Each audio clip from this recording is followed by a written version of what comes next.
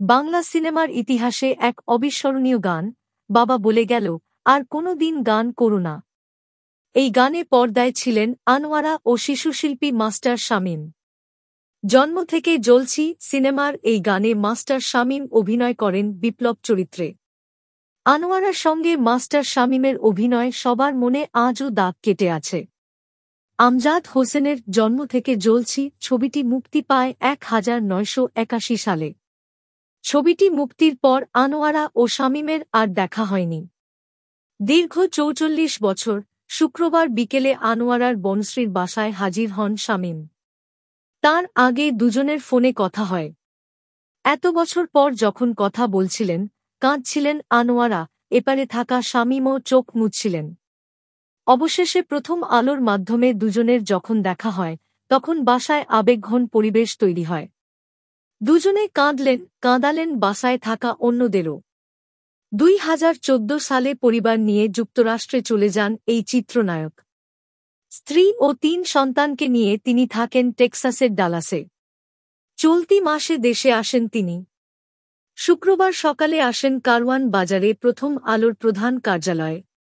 সেখানে বসে তিনি ফিরে যান শৈশব ও কৈশোরের স্মৃতিতে। স্মরণ করেন প্রয়াত পরিচালক আমজাদ হোসেন, গাজী মাজহারুল আনোয়ার, নায়ক রাজ রাজ্জাক এবং ইলিয়াস কাঞ্চন সহ অনেককে। কয়েকজন প্রবীণ শিল্পীর সঙ্গেও দেখা করার ইচ্ছা প্রকাশ করেন তিনি। সেই সময় তিনি জানান, অভিনেত্রী আনোয়ারার সঙ্গে তাঁর আর দেখা হয় না, ৪৪ বছর হয়ে গেছে। তখন প্রথম আলোর পক্ষ থেকে যোগাযোগ করা হয় আনোয়ারার অভিনেত্রী মেয়ে রুমানা ইসলাম মুক্তির সঙ্গে। শামীমের সঙ্গে কথা বলেন আনোয়ারা।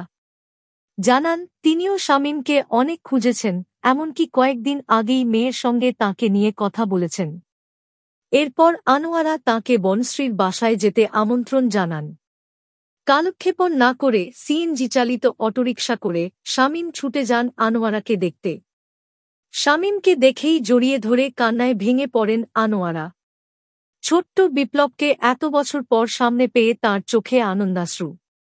শামীমও কান্না ধরে রাখতে পারেননি। মুহূর্তটা যেন ফিরিয়ে নেয় ৪৪ বছর আগের জন্ম থেকে জ্বলছির শুটিং সেটে। শামীমকে দেখে আনোয়ারার প্রথম কথা ছিল, তুমি এত বড় হয়ে গেছ। মুখটা যেন সেই ছোট্ট বেলার মতোই আছে। এরপর ১.৫ ঘণ্টা ধরে চলে তাঁদের আড্ডা। শুটিং সেটের স্মৃতি থেকে বিএফটিসির জৌলুস, কারওয়ান বাজার ও ফার্মগেট এলাকার পূর্ব তেজতুরি বাজারে বাড়ি স্টুডিও থেকে নারায়ণগঞ্জের পাগলার পপুলার স্টুডিওর স্মৃতি ফিরিয়ে এনেছিলেন তাঁরা। শামীমকে নিয়ে আনোয়ারা প্রথম আলোকে বলেন, ছোট সময় অনেক লক্ষ্মী ছিল। কথা কম বলত, চঞ্চলতা ছিল না।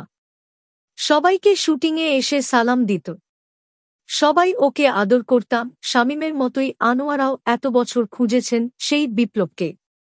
তিনি বলেন, বাবা বলে গেল গানটি প্রায় মেয়ে শোনায় আমাকে। তখন ওকে দেখতে অনেক ইচ্ছা হতো। কিন্তু কোথায় পাব, কোথায় আছে অত বড় দুনিয়া। আজ দেখে অনেক ভালো লাগছে। বড় হয়ে গেলেও মনে হচ্ছে যেন সেই পিচ্চিটাই সামনে বসে আছে। এর আগেও কয়েকবার দেশে এসে আনোয়ারার সঙ্গে দেখা করার চেষ্টা করেন শামীম, কিন্তু হয়ে ওঠেনি। আনোয়ারার মেয়ে চিত্রনায়িকা রুমানা ইসলামের ফেসবুক মেসেঞ্জারে বার্তাও পাঠিয়েছেন তিনি। তবে দুজন একসঙ্গে যুক্ত না থাকায় মেসেজটি দেখা হয়নি রোমানার।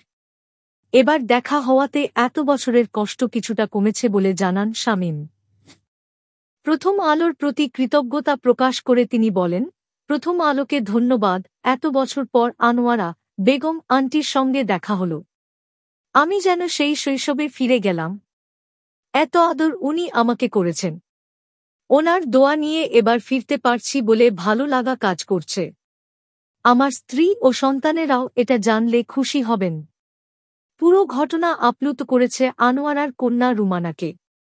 তিনি প্রথম আলোকে বলেন, মা তো কিছুদিন যাবৎ অনেক অসুস্থ। অনেক কিছুই মনে করতে পারে না। বাবা বলে গেল গানটি মা এখনো গুনগুন করে গান। ২ দিন আগে শামীম ইব্রাহিম ভাইয়ের কথা বলেছেন। আজ উনি আসবেন জেনে এত খুশি হয়েছেন, একেবারে বাচ্চাদের মতো কান্না করে দিয়েছেন।